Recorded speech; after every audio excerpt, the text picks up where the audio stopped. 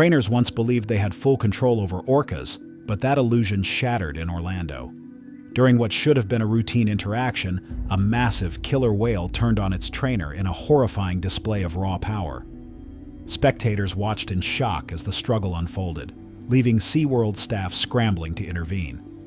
By the time Tilikum finally let go, it was already too late. Brancheau spent her early years fascinated by dolphins and orcas, dreaming of one day working with them.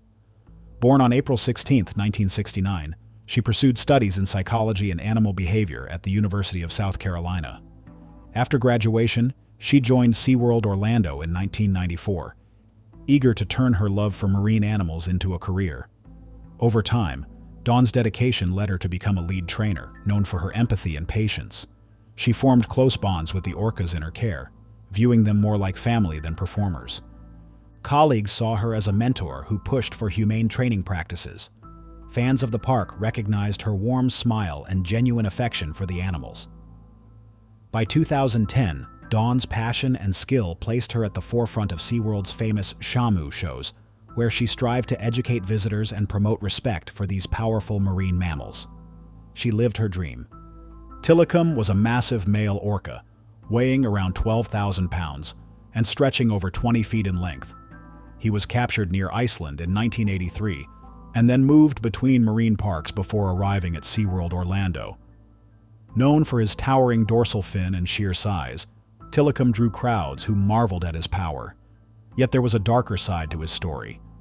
Tilikum had been linked to 2 prior human fatalities, sparking questions about his temperament and living conditions. Experts argued that orcas may become stressed in cramped enclosures, leading to unpredictable behavior. Tilikum spent long hours in isolation, away from other whales, which some researchers believe heightened his frustration. Trainers worked with him using rewards and precise hand signals, hoping to form trust. At times, Tilikum followed cues well, but his unpredictable nature worried some staff. SeaWorld officials insisted they had strict safety protocols, believing Tilikum could remain part of shows if handled with care. Still, critics said captivity suppressed normal orca behavior, causing stress and aggression. Tilikum became a central figure in debates over keeping killer whales in marine parks, his life marked by both spectacle and tragedy. He truly stood as both an attraction and a cautionary example of captivity's limits. On February 24, 2010, SeaWorld Orlando hosted a special program called Dine with Shamu, where guests could enjoy a meal while watching orcas up close. Brancheau had completed a public presentation and was engaging in a post-show routine with Tilikum. She stood at the pool's edge, offering hand signals and lightly rubbing his head. The setting was meant to be calm, designed for personal interaction rather than flashy tricks. Nearby staff and spectators recalled Dawn smiling, as she often did, while Tilikum floated before her. Suddenly, events took a violent turn. Some witnesses said Tilikum seized Dawn by her ponytail, while others believed he grabbed her arm. In either case, he pulled her into the water with force. Alarmed onlookers screamed, realizing it was no stunt. Tilikum began thrashing Dawn, dragging her under and lunging upward again. Staff scrambled, throwing nets and offering fish, but he stayed fixed on Dawn. Workers tried to open gates and isolate him, but he refused to move. His power outmatched every rescue tool at hand. Alarms blared. Across the stadium, personnel shouted for extra help. Alarms rang, and security rushed to clear the area. Staff controlling water gates pressed buttons to isolate Tilikum in a smaller pool, but he evaded these attempts. Dawn was submerged multiple times. When Tilikum rose to breathe, he still held her in his jaws, preventing any rescue approach. The intensity of the scene shocked everyone present, including trained professionals who had never witnessed such prolonged aggression. Minutes felt like hours. Tilikum displayed bursts of energy, shaking Dawn in front of horrified witnesses. Meanwhile, other orcas became agitated, sensing the distress. Some staff members used specialized poles to create barriers, but Tilikum's strength overpowered every tactic. It seemed there was no quick way to get Dawn from his grip without risking more harm. After a long struggle, reports vary, but many say it lasted over half an hour, Tilikum finally let go. Rescue teams immediately pulled Dawn's body from the pool, rushing to start CPR. Medical workers recognized severe injuries, though they kept trying to revive her. Helicopters hovered overhead, and ambulances arrived. Despite desperate efforts, Dawn's life could not be saved. The moment the rescue teams declared her dead, a stunned silence fell over SeaWorld. What had started as a routine session ended in profound tragedy, forever changing how people viewed Tilikum, orcas in captivity, and the risks trainers face. The official autopsy revealed that Dawn Brancheau died from drowning and blunt force injuries. Medical examiners noted multiple wounds, including a severed spinal cord and broken ribs. She also suffered severe trauma to her head, with part of her scalp torn away. One of her arms was detached, and other bones were dislocated. These findings confirmed the extraordinary force Tilikum applied during the ordeal. Investigators concluded that once Dawn was pulled below the surface, she had little chance of escape. The orca's weight and strength were simply overwhelming. The incident report described a chaotic scene in which rescue attempts failed because Tilikum would not release Dawn, leaving staff powerless.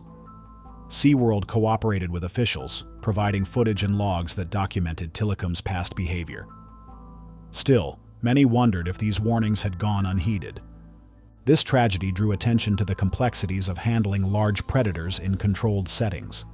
Some experts argued that orcas were too big and intelligent to be used in shows. Others maintained that with proper precautions, trainers could safely interact with them. Dawn's death turned a spotlight on the risks involved, raising urgent questions about industry standards and the morality of confining such animals. Many demanded stricter oversight for safety. Following Dawn's death, the Occupational Safety and Health Administration, OSHA, investigated SeaWorld, concluding that trainers faced undue risk when working in close contact with orcas. As a result, SeaWorld was fined for safety violations and forced to change its protocols. This meant that trainers could no longer perform in the water with orcas during shows. Additionally, new physical barriers and rising pool floors were introduced to separate whales from staff. Public response was swift.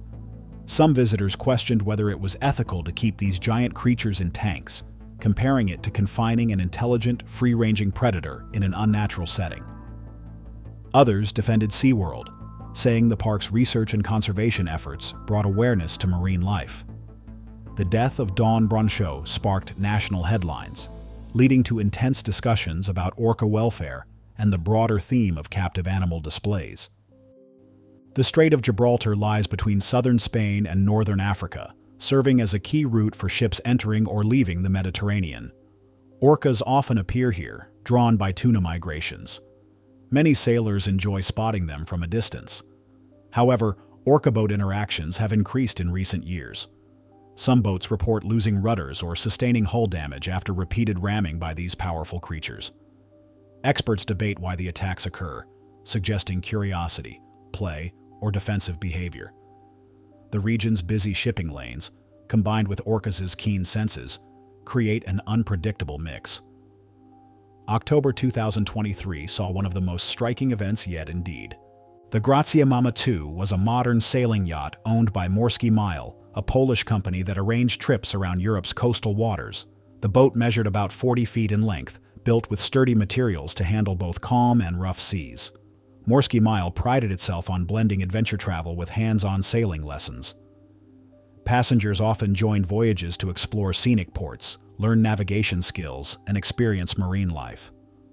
On October 31, 2023, the Grazie Mama II carried a small group of sailing enthusiasts, accompanied by a professional skipper and crew. They approached the port of Tanger Med after a successful journey from Spain. Spirits ran high as they neared Morocco, with talk of local sights and future legs of their trip. Nobody expected an encounter with orcas. Though the strait was known for sightings, serious damage to boats remained rare, truly. In the early afternoon, a pod of orcas approached the Grazie Mama II as it neared Tanger Med. At first, the sight seemed exciting, and some passengers rushed to take photos. Orcas sometimes circle boats out of curiosity, diving and resurfacing in playful motions. However, these orcas showed a keen interest in the yacht's rudder. Witnesses later recalled seeing them bump it gently at first, as though testing the structure. After a short lull, the strikes became stronger. The skipper tried steering away, but the orcas followed, repeatedly hitting the rudder. Each impact sent vibrations through the hull. Alarms began to sound on board, warning of incoming water. Crew members hurried to check for leaks, only to find a crack near the rudder post. They attempted to radio for help, describing orcas pushing the boat in unpredictable ways. As tension rose, the orcas persisted for around 45 minutes, targeting the same spot under the stern. Some watchers believed the whales acted with purpose, zeroing in on a weak point. The skipper reduced speed, hoping a slower pace might calm the pod. Nothing worked. One orca even surfaced alongside the yacht, exhaling loudly before diving again. Passengers felt jolts whenever the animal struck, causing fear that the entire steering system might fail. Meanwhile, the horizon showed the port within sight. They were so close to safety, yet the repeated hits threatened to sink the boat before reaching the harbor. Water seeped in faster. The crew pumped out what they could, but realized the damage was too extensive. Calls for urgent assistance went out over the radio, reaching Moroccan authorities, local tugboats, and rescue teams. With each minute, the risk of a catastrophic breach grew. By now, everyone understood the yacht's fate hung in the balance. Time was running out for the Grazie Mama II. Port authorities dispatched tugboats and alerted the Moroccan Navy. Crews aboard those vessels raced to reach the stricken yacht, hoping to escort it safely to dock. Radio traffic increased as the skipper of the Grazie Mama II described worsening leaks. Water poured into compartments, threatening to flood the engine room. Despite best efforts, the steering system remained compromised, making navigation nearly impossible. Tugboats arrived and attempted to stabilize the yacht, but the orcas kept circling. At times, they rammed the hull again, preventing any steady tow. Onboard pumps ran continuously, yet the influx of seawater outpaced what could be expelled. Some team members donned survival suits, fearing they might have to abandon the boat. The tension mounted with every passing minute. Finally, as they neared the port entrance, a loud crack reverberated through the hull. The crew realized that the structure had failed. Water surged in, forcing an evacuation call. Everyone jumped onto waiting rescue craft or lifeboats. Moments later, the Grazie Mama II dipped below the surface, leaving a trail of bubbles. Its final resting place lay just outside Tanger Med's breakwater. Although no lives were lost, the sinking stunned both mariners and local authorities alike. It shocked rescue crews. In a statement, Morski Mile expressed relief that everyone survived, yet mourned the loss of the Grazie Mama II, which had carried many happy travelers. Social media lit up with discussions about orcas targeting boats in the Strait of Gibraltar, with some suggesting orcas had learned to attack rudders. Others speculated that repeated interactions with fishing gear or vessel noise might have caused distress. In January 2025, the Norwegian sailboat Levante traveled off the coast of Portugal, about 20 kilometers south of Sesimbra. The Atlantic waters there can shift from calm to choppy without warning, though it was a mostly clear day when they set sail. Dolphins are often spotted in the region, delighting crews with playful displays. Orcas also roam these parts, yet close encounters are less common. The Levante's crew hoped for a smooth trip to Lisbon, enjoying the cool breeze and steady waves. Little did they suspect that a sudden meeting with orcas would challenge their sailing skills and their nerves. As they cruised along, the crew saw a group of dolphins jumping in the distance. Their excitement grew, but soon they noticed larger dorsal fins cutting through the water. Within minutes, orcas appeared near the Levante, dwarfing the dolphins that scattered away. The skipper slowed the boat, wanting to observe these powerful animals without disturbing them. At first, the orcas swam calmly, passing alongside the hull as if inspecting it. Suddenly, one orca veered straight toward the stern. A loud thud reverberated through the deck. The boat lurched, changing course by nearly 90 degrees. Alarmed shouts rang out. The crew realized this was no playful bump. Another orca joined, ramming the rudder with enough force to shake the entire vessel. Panic threatened to spread, but the skipper ordered everyone to stay focused. They rushed to check for leaks or cracks. Communication with the Coast Guard was established over the radio. The crew reported orcas actively striking the Levante, which remained vulnerable to further hits. Worried about the rudder snapping off, they tried adjusting the sails to reduce speed and limit stress on the damaged area. Yet the orcas returned, pushing against the hull again as if testing the boat's limits. Within minutes, the crew realized the rudder had cracked in 2 places, jeopardizing steering. One sailor peeked over the stern and saw that pieces of the rudder were missing, as if the orcas had bitten them away. The boat jerked whenever the waves hit, making it harder to keep a steady course. Fearing water might breach the hull, they inspected the interior for leaks and braced loose items.